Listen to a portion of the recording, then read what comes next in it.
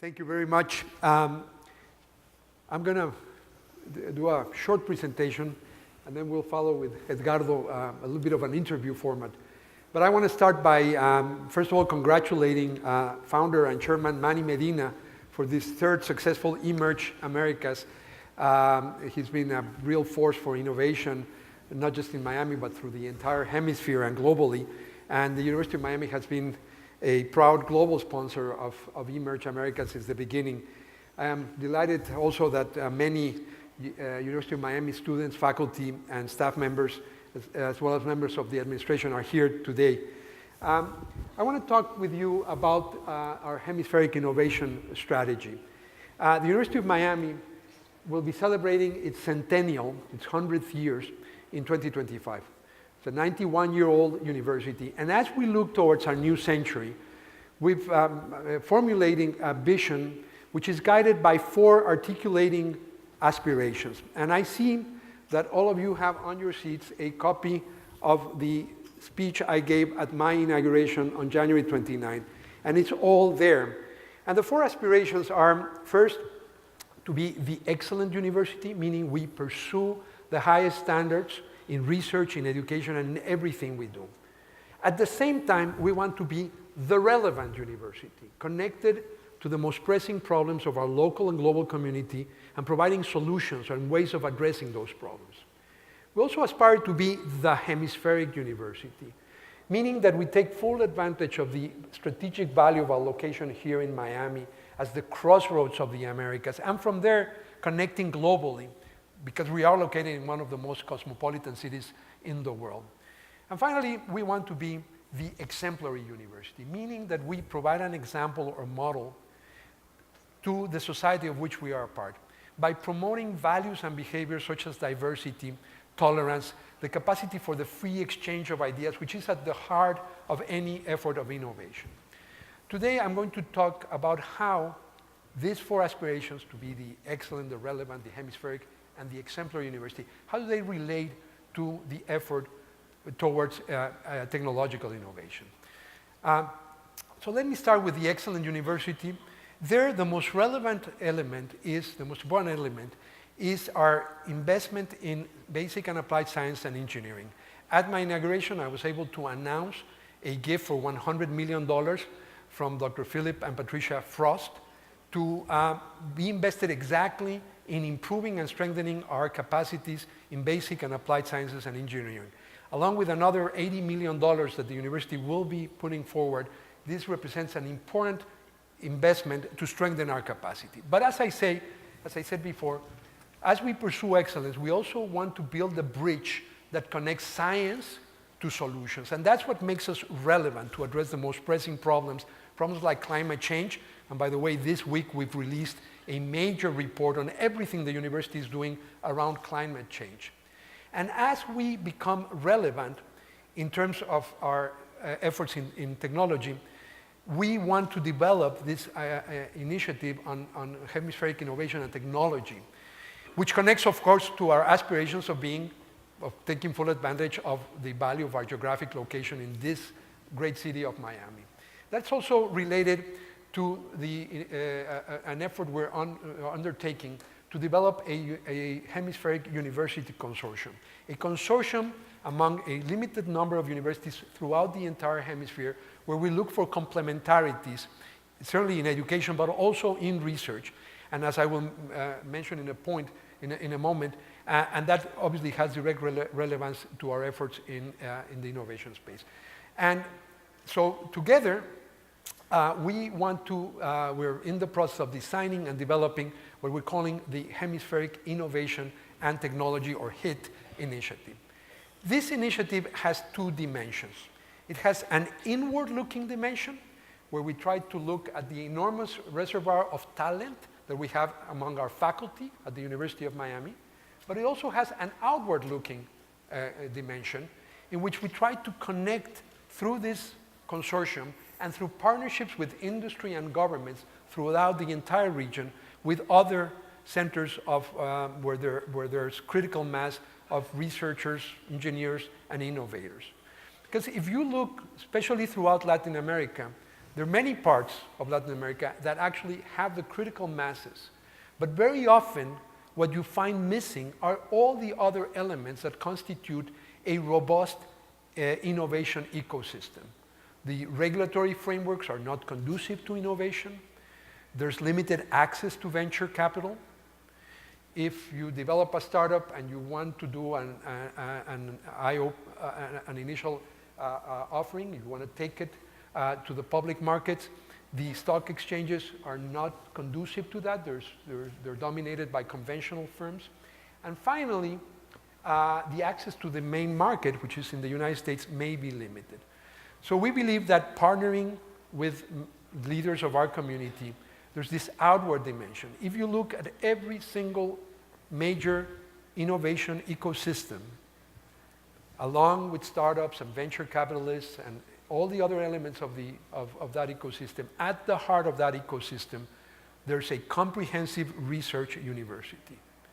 And that university is the University of Miami, a comprehensive research university that can partner with many other entities to really take full advantage of the strategic value of being located in this crossroads of the Americas. That's Miami.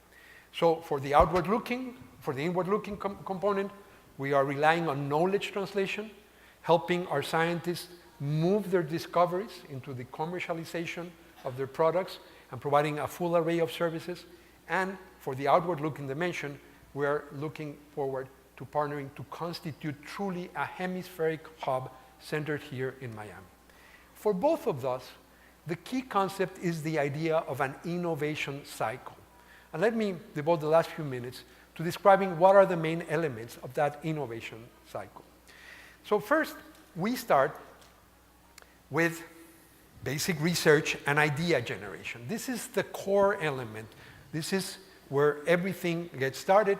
This is the main product of universities. This is what universities are largely set up to do. The landscape for funding is changing, but universities still need, even in the face of stagnant federal support for research, we still have that as our core mission. And whether it's through philanthropy or, very importantly, through technological innovation, we need to keep that first element of the innovation engine alive and well-funded. And the University of Miami has great strengths there, 11 schools and colleges in 3 campuses. This is a comprehensive research university. We cover every field of human endeavor with particular strengths in many, many areas. We are now in the process of building this hemispheric university consortium where we can find complementarities with partner universities throughout the entire hemisphere. And we are designing something we call the IDEA Lab. And IDEA stands for Intersection Development in Action. Finding the intersections where around specific problems like climate change, we can mobilize the entire array of our scientific capabilities and provide seed funding for that effort. From basic research and generation, we move to the next stage, which is the proof of concept and the early stage technology development. This is the stage of high risk, high reward, where what you need is competent stewards of the discoveries that scientists and engineers may have, both to try to promote success, but also to have the mentorship to realize when an idea is not going to bring fruition and be able to learn from early failure so that you can reiterate the cycle later on. And here we have a number of instruments. First of all, the Launchpad. This is all about teaching aspiring entrepreneurs what it takes to build a company, providing free entrepreneurship resources for University of Miami students, both undergraduate and graduate students, and for alumni as well. More than 3,300 students and alumni have been served. About 2,100 ideas have been pursued. 270 new companies have been established. And about 808 jobs have been created by UM alumni and students.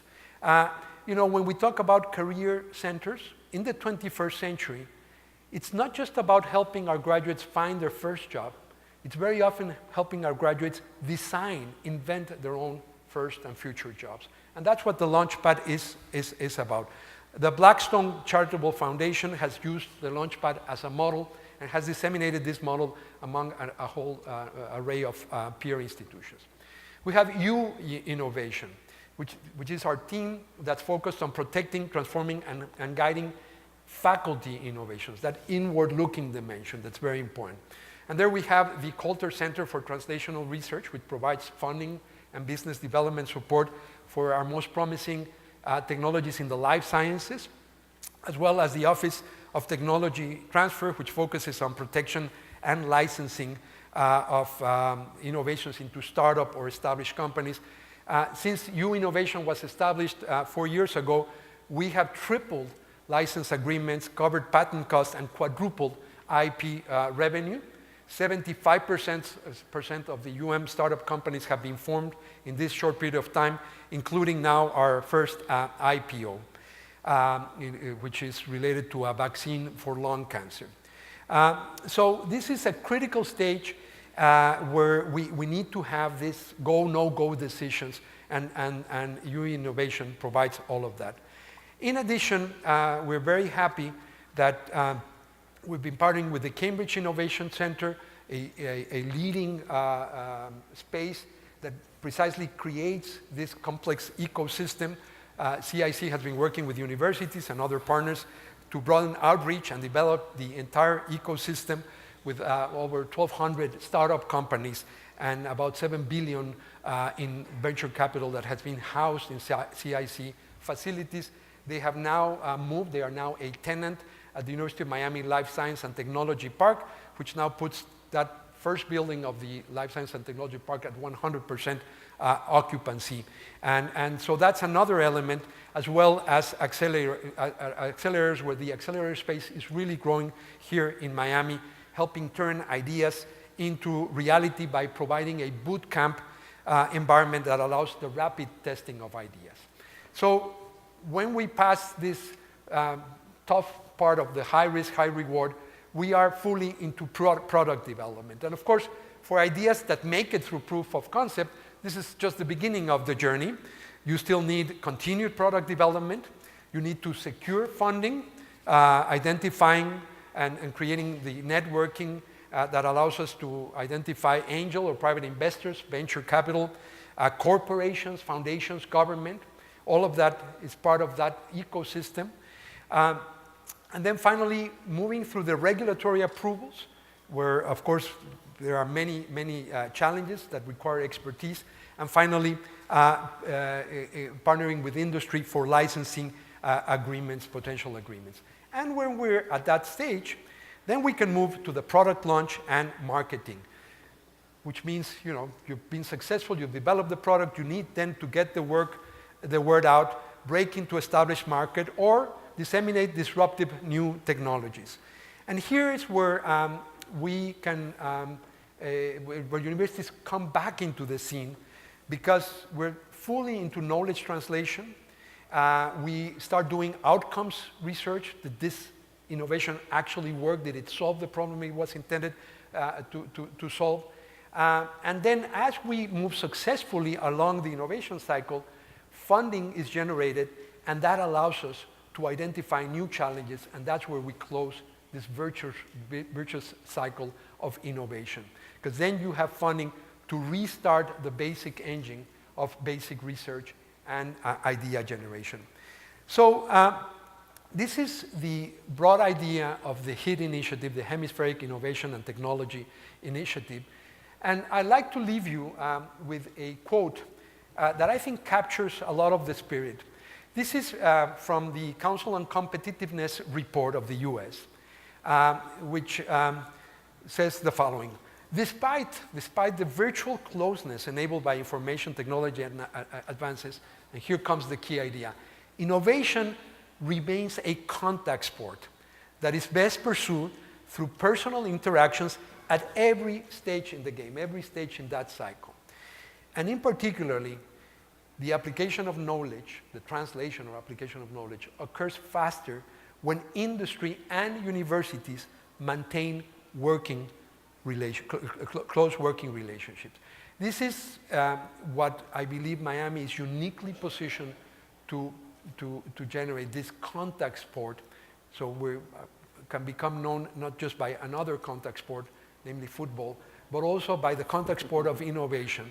This is what makes eMerge such a fantastic forum, exactly to build those connections, to build those contacts that will catapult both our city, our country, and the entire hemisphere into an era of innovation and prosperity for the 21st century and beyond. Thank you very much.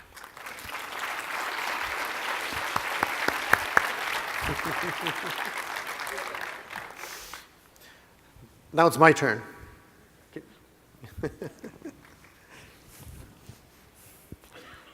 Doctor, I love the innovation cycle, the concepts, all the order. But probably, if possible, can you walk us through, as an example, a success story in each of one of the steps so it makes all sense from the beginning all the way to the end? Sure. I mean, to give a specific example, I mean, I mentioned how Innovation has now spawned a number of products and startups. But let me give you an example. The late Dr. Podak, who was a fantastic scientist, developed the initial research, the basic research, and then moved. I mentioned the specific product, which is a vaccine against to deal with lung cancer. Through our innovation infrastructure, received all the necessary support. I mean, he's a basic scientist doing cutting-edge research, publishing in the leading journals. Those scientists do not necessarily have the skill set to bring their discoveries into an innovation. And the key idea of what innovation is all about, that internal dimension of our strategy, is to provide the institutional support so that very gifted scientists have everything else that's required to go from science to solutions, to make that transition successful. We cannot expect every individual scientist to be conversant in all of those elements. So Innovation provided that support, and in doing so, allowed him to develop a startup. The startup was successful. It managed to license this particular discovery, and it went through the initial public offering, the IPO, and there are now going on right now through the licensing of that innovation a number of clinical trials that we all hope will be successful. So it's fully into the third stage of the innovation cycle, and we believe it has a huge potential to make it to market if those trials are successful, and then we will have completed the entire cycle. That's an example of where the discovery happens in our labs, but by providing the entire ecosystem of support, we're able to move it along, hopefully to a product that will address one of the most important health challenges of our times, which is lung cancer. From science to solution, Doctor, there's a couple of issues, especially on in Latin America, the regulatory framework. That's a huge obstacle. How, in this year, in this era, can Congresses and governments from our countries, Latin America's region, can open more or be more friendly in the legal framework in order to allow innovation? If you look, particularly in the case of Latin America, if you look at the more advanced parts of Latin America, particularly the large urban areas. I mean, if you take Sao Paulo or Mexico City or Santiago, in the case of Sao Paulo, Mexico City, if they were countries, they would be high-income countries, first of all. By the way, they each have a population that's larger than about 90% of the countries of the world, so they could be countries. They certainly have the critical mass of scientists and engineers and innovators, and there's a lot of talent there. Very often what's missing are the other components of the innovation ecosystem, and you start with the regulatory framework. I believe an innovation hub here in Miami could provide that without contributing to the brain drain. But it also would generate an incentive for governments to adapt the regulatory framework If you look at the number of steps that are required to open a startup company, in many of our countries, we're still really far away from what would be an optimal design. There's no question that there's been progress in some of those countries. The countries in the region that have understood that the future of the region has to be to insert itself squarely into the knowledge economy. We cannot continue to bet on commodities. We've just seen the current drop in commodity prices, what it's doing to the economies in Latin America. We certainly, the model where we export labor is also reaching its limits. We gotta become fully a part of the knowledge economy. And some of the largest countries in the region have embraced that idea. But now we need to adjust the institutional framework and not just remove regulatory barriers, but actually set up the entire elements that will promote that. I think the whole premise here is that in a connected economy, having the capacity to put together the pieces of the innovation cycle is something that a city, and cosmopolitan city, with the blessed geographic location that Miami has, that's exactly what it can provide and help also the domestic scene. But when it's much easier to travel to any part of Latin America from Miami than among the countries. Very often it's easier for me to travel from Miami to Mexico City than within Mexico, let alone across other Latin American countries. So this is what Miami can offer as a truly global city that sits at the crossroads, the gateway of the Americas. This is the sort of, not just critical mass, but critical density, the connections that are required to realize the full potential of this contact sport, which is innovation. And not only the innovation and the contact sport, but behind that, it's always the money. How do you convince the governments, especially in the Latin American region, to invest more in innovation, technology, science? I think we still have very low investments, except Brazil, that is now over 1%, about 1.2% of GDP. Most other Latin American countries are not even at the 1% of GDP mark for basic science. So that's a process. And again, what I think are the outward-looking dimension of the HIT strategy is telling us is we need to move away from a zero-sum competitive mindset among universities. And we need to build the idea or promote the idea of building consortia. A consortia is built on the notion of complementary strengths. We don't need every university in the hemisphere to be strong in everything. If we can find complementarities, I think we will be in a situation where the total is more than the sum of the parts. And that's the synergies that, again, I think a hub like Miami offers, with a comprehensive research university as its heart, which is the University of Miami, can promote that idea of consortia for synergies. And then that becomes a more attractive proposition. If you're in a country like Mexico or Brazil or Chile or Colombia or Peru, which are growing, which are, have a lot of potential, but the challenge of being good in every single field, I think, can be a little bit overwhelming. And I think the idea of finding complementarity, and that's the core of the notion of a hemispheric university consortium, where we would build those complementarities and then offer the other elements of the innovation ecosystem. You have touched upon education, but preparing this interview, I touched and I found this issue about cultural failure. The region, Latin America, we don't take, I'm from Mexico, we don't take failure that good versus other countries that they allow you to fail and fail and try and fail and try and fail again, then you got it. With us is you fail, sorry. How can we transform or at least give us the opportunity to fail at least a couple of times without being judged? That's a great point. And you know, that stage that I mentioned, the high risk, high reward stage of the proof of concept and the initial technology development, is exactly a stage where you, again, it's part of having the entire ecosystem where you're mentored for success. But since a lot of initiatives or good ideas will fail, you also create that culture that not only accepts failure, but actually sees it as essential to the innovation process. And that is a big cultural change. But that change in culture can be enabled if you provide the right environment.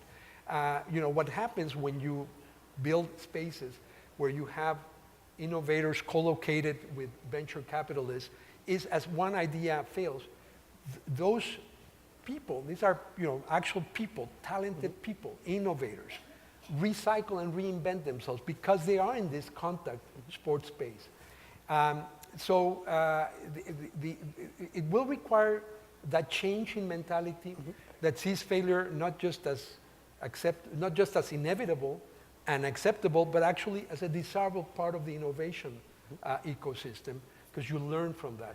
But it also requires that not just the cultural change, the change in people's heads, but the structures that enable that to happen. You know, there's a whole idea of being resilient to failure, where not only do you recover from failure, but you actually become enriched by failure. And if I can just in 30 seconds tell a personal anecdote, my grandmother, who lived to 106, people asked her, what's the secret of your longevity? And she said, the secret is I've lived according to a Buddhist saying, a maxim. She wasn't Buddhist, but she lived according to this principle, which says, if I fall 7 times, I get up 8 times. And what she meant is, of course you're going to fail in life. But when you fail, when you fall, you get up. But if you fall 7, you get up 8 times, meaning you are enriched by the experience of failing. And we need to create that culture change. We also need to create the structure, the ecosystem that makes failure a vital part of the innovation cycle. Finally, Doctor, very quick. I just want to play with sports and science.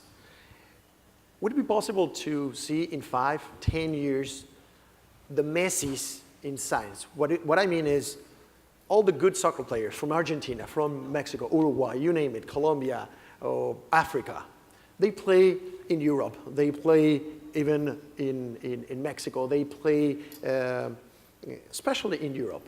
But they come back with a smile on their faces and represent their home country, the national team. Would it be that possible that not only send all these scientists, all these brains, and export that talent, but sometimes to get them back and import them? No, I mean, I hope that in Latin America we will be able to make popular heroes of our scientists and inventors as much as we do of our sports stars. It requires to celebrate and admire them and make them into models for young people to follow as much as we do with our superstars in soccer or other teams. And again, I believe the idea of Miami as this cosmopolitan city that connects can offer that, because the idea of the consortium and the hub exactly avoids taking people away. And it allows them to remain rooted but connected by offering a hemispheric hub where they can come, spend part of their time here, develop an innovation, but continue to be connected. It's the connectivity that matters. And if we do that, just like soccer has become a global sport where people move around freely and play in Europe but come back and represent their national team, we should be able to do the same thing with the critical mass of scientists, engineers, and innovators we already have throughout the entire hemisphere. And the one place that's uniquely suited to fulfill that role is Miami. And the one university that can be the core part of this comprehensive research university at the heart of that innovation ecosystem is the University of Miami. Our time's up, Doctor. Thank you. Thank you. It was my pleasure. Thank you. Dr. Frenk.